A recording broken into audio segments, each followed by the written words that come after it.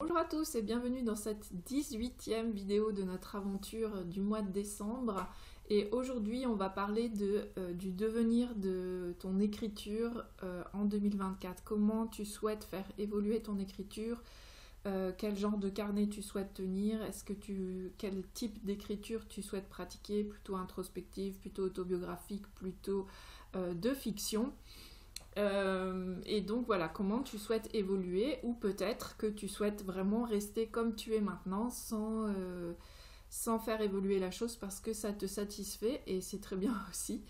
Alors, en ce qui me concerne, j'ai plusieurs souhaits pour 2024. C'est des souhaits pour certains que j'ai depuis un petit moment mais dans lesquels je ne me suis pas encore lancée. Donc le premier souhait, c'est de mettre plus de continuer mes carnets en fait tels qu'ils sont, mais d'y intégrer plus de mixed média. Donc de peinture, d'aquarelle, voilà, de mixed média, ça veut dire des arts mélangés. Euh, Ça, j'ai un tout petit peu commencé, mais par petites touches. Et en fait, je suis en train de ressortir ou de me réapproprier la peinture, l'aquarelle, les encres, ce genre de... Je me suis offert une jelly plate, je vous en ai déjà parlé, je crois, au mois d'août, voilà, pour commencer à pratiquer ça et pour alterner dans mes carnets une page d'écriture, une page mix média, enfin voilà, que vraiment comme je suis une créative, comme la plupart des créatifs d'ailleurs, j'ai envie quand même de un peu toucher à tout. Je veux pas me limiter. Alors parfois il y a une chose qui nous limite, c'est le temps, donc on peut pas tout explorer en même temps. Mais disons que l'année prochaine, un de mes objectifs, c'est vraiment ça, de mettre plus de fond à la jelly plate, de collage, d'aquarelle dans mes carnets et dans mes happy planners. Le happy planner là que vous voyez derrière moi, c'est vraiment pratique parce qu'on peut intégrer les feuilles qu'on veut, de l'épaisseur qu'on veut. Pour moi, ça offre beaucoup plus de liberté que un carnet par exemple qui serait comme nos cahiers d'écolier où il y avait une page quadrillée et une page blanche, les cahiers de travaux pratiques. Parce que bah, du coup on est obligé vraiment d'alterner, alors que là dans un classeur on peut intégrer une feuille comme on le souhaite, et puis surtout bah, si par exemple on fait des choses en collage, ou même on fait des choses avec la jelly plate, c'est beaucoup plus facile de poser une feuille sur la jelly plate qu'un cahier ou un carnet, même si c'est possible, mais disons que c'est plus périlleux et on risque de mettre de la peinture partout. Enfin, moi je dis ça pour moi parce que je suis vraiment pas du tout soigneuse dans le sens où j'en mets partout. Euh, donc je préfère tenir mes carnets assez éloignés de la peinture. Pour l'instant, à part les carnets qui sont destinés à vraiment être peints directement. Bref, en tout cas, c'est vraiment un de mes souhaits. Alors, vous allez me dire, ça, c'est pas vraiment de l'écriture. Non, mais c'est dans l'évolution de comment je m'exprime, comment je... Oui, c'est ça, c'est vraiment l'expression de soi. J'aimerais utiliser plus d'outils, et notamment ceux-là. Euh, Toujours continuer des carnets avec des photos, des récits dans le récit de vie, mais intégrer voilà, plus de peinture, de couture aussi, à la main ou pas. Il y a plein de possibilités avec la couture que j'ai déjà exploré quand je faisais du scrapbooking. Ben voilà, que ça se retrouve aussi dans mes carnets. Euh, Bien sûr, la deuxième chose, c'est à peu près la même idée, c'est aussi le dessin. Toujours continuer à faire mes petites expériences de dessin, de graphisme pour décorer mes carnets. Donc je sais pas du tout encore, je réfléchis en même temps que je tourne ces vidéos, hein. Petit à petit ma pensée s'affine, et c'est vraiment bien pour ça aussi que j'ai fait ces vidéos. Je sais pas encore comment ça va se répartir dans mes carnets, quels sont les projets réels que je vais mettre en place. Peut-être qu'il y aura une vidéo exprès pour ça en fin de parcours, parce que c'est encore flou dans ma tête, mais disons les envies que j'ai, c'est ça, c'est de faire plus de patouilles, mix média, etc. d'être plus à l'aise avec un pinceau d'aquarelle par exemple, de travailler ça. Par contre, ce que je ne sais pas, c'est si je vais l'intégrer directement dans mes carnets ou si je vais me laisser une année par exemple pour expérimenter plein de choses, pour plus affiner ma recherche et ensuite ça s'intégrera dans mes carnets. Et bien sûr, dans tout ça, c'est là où je voulais en venir, c'est le dessin. Si j'ai toujours cette envie-là de plus maîtriser le dessin, de travailler ça et d'arriver à m'exprimer à travers le dessin, ce qui n'est pas tout à fait le cas encore. Pour l'instant, c'est juste je copie des choses, je trouve ça joli, mais je peux pas exprimer un ressenti ou même transcrire une scène que j'ai vécue à travers le dessin. C'est un peu compliqué pour moi encore. Donc voilà, c'est des choses que je veux explorer. Est-ce que ça se retrouvera directement dans mes carnets ou pas? Ça, c'est encore en réflexion, on va dire. Et la troisième chose que je voudrais vraiment voir évoluer en 2024, sur laquelle je veux vraiment m'atteler, et c'est pareil, c'est quelque chose, j'ai écouté une vieille vidéo que j'avais fait pour le labo de Créer, etc. En 2019, puisque le labo de Créer, etc.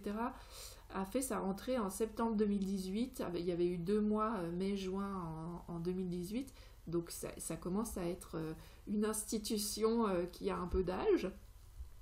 Et l'autre jour, j'écoutais une vidéo comme ça parce que je voulais retrouver des idées que j'y avais exprimées.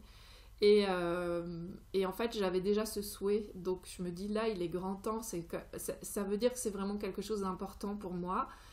Et je pense que c'est aussi vraiment une façon de faire évoluer mon écriture, c'est d'écrire des nouvelles autobiographiques, c'est-à-dire de ne pas me limiter à juste le premier jet, comme je vous le disais.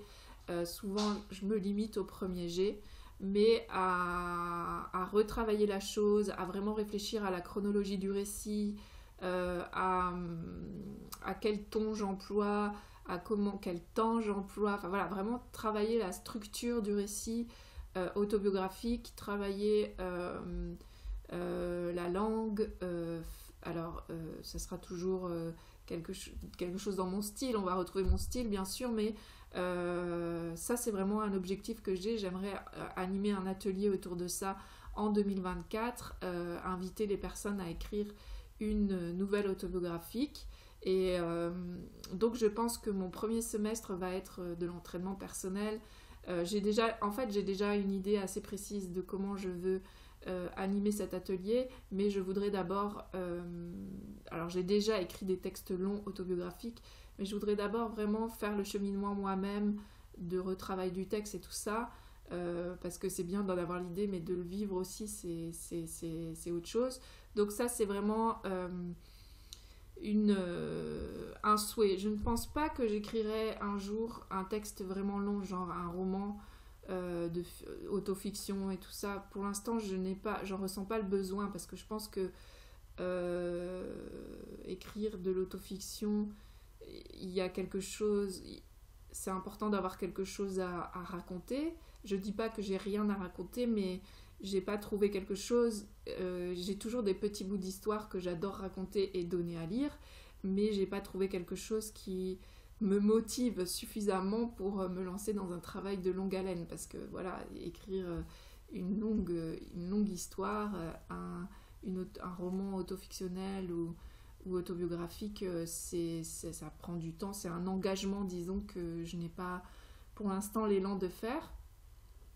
Et puis la fiction, pour l'instant, voilà, c'est pareil, c'est pas quelque chose dans lequel j'ai vraiment envie de consacrer beaucoup de temps. J'aime beaucoup écrire des petits textes de fiction dans lesquels je glisse toujours des petites anecdotes personnelles, mais ça s'arrête là. Donc voilà, les deux, disons, du coup ça fait vraiment 2 axes sur lesquels j'ai envie d'évoluer en 2024, à la fois l'axe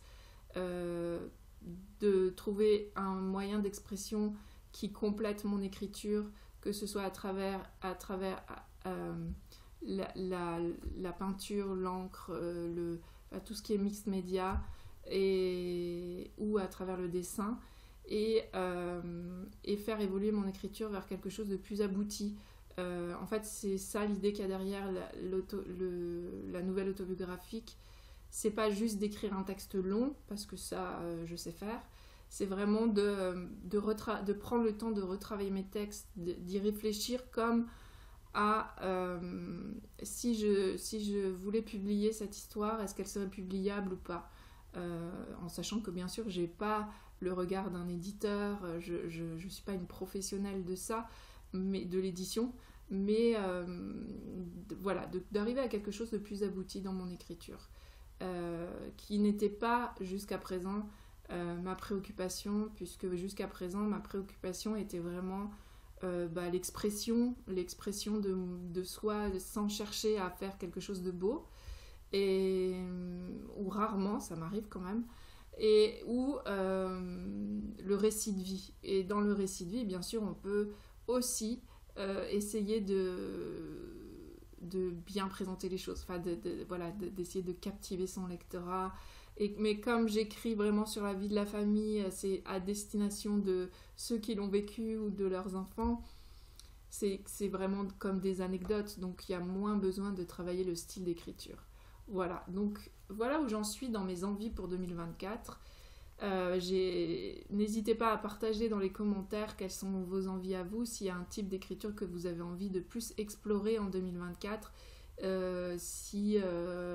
voilà, comment vous imaginez votre année 2024 d'écriture.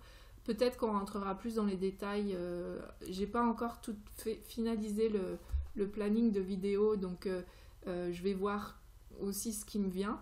Mais peut-être qu'il y aura une vidéo sur quel carnet, quelle routine d'écriture en 2024. On verra ça d'ici d'ici le 24 décembre. En attendant, je vous souhaite de bons moments à regarder ces vidéos et des bons moments d'écriture. Et on se retrouve demain pour un nouveau sujet à explorer. Salut!